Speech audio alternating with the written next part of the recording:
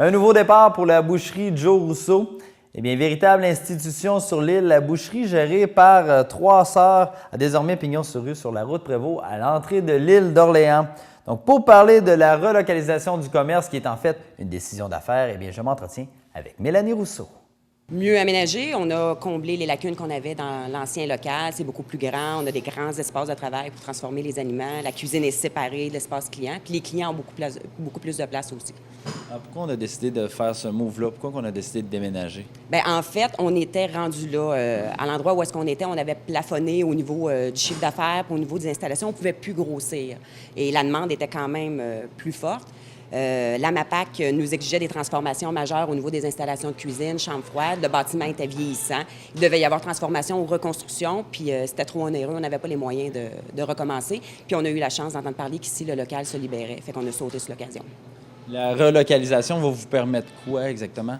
Bien, d'abord, d'offrir un meilleur service aux clients, d'engager plus de monde, d'augmenter le chiffre d'affaires, on se le souhaite. Puis, je sais pas, d'être mieux installé. On est déjà beaucoup plus de bonne humeur.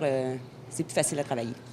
Tu as un petit pincement au cœur de laisser l'ancienne bâtisse historique pour venir s'installer ici? Quand on a décidé qu'on faisait le changement, il y a 3 mois, oui, on a eu quelques nuits blanches. Là, c'était pas évident. Là, c'est 6 générations de bouchers qui ont passé dans un bâtiment. Puis fallait passer à autre chose.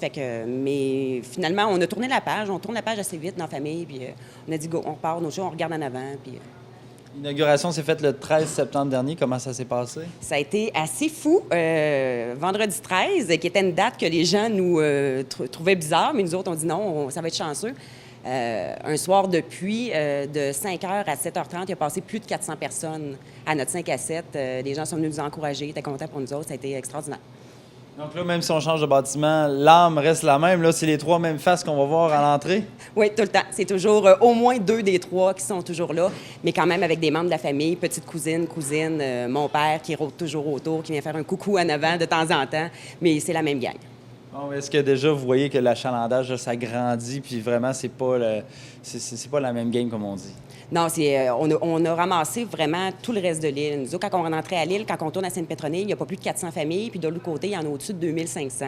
Les 2500 ne venaient pas faire le détour à chaque soir parce qu'on le sait, la vie, ça va vite, les enfants, il faut arriver pour souper. Maintenant, ils font le détour, puis les gens de Saint-Laurent qui passent maintenant devant la porte nous disent on est donc contents que vous soyez sur notre chemin, on n'a plus de détour, ils viennent chercher le souper, puis on est bien contents. Donc, bonne chance avec votre nouveau départ. Merci beaucoup, Maxime.